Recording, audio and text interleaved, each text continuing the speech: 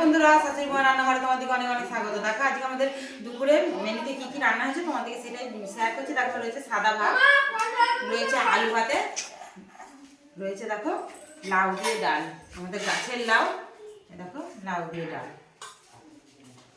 এই ডাল দিয়েই ভাতটা যাবে, একদম গরম ভাব উঠছে। এখানে রয়েছে দেখো চিংড়ি শাক, মাঠেতে এই চিংড়ি শাকটা হয়, তোমরা জানো নাকি কমেন্ট করে জানাবে আমার দিকে। এই দেখো এখানে করেছি সয়াবিন আলু কষা, একদম দই টই দিয়ে একদম কষা করে করেছি বন্ধুরা, সয়াবিন বড়ির তরকারি।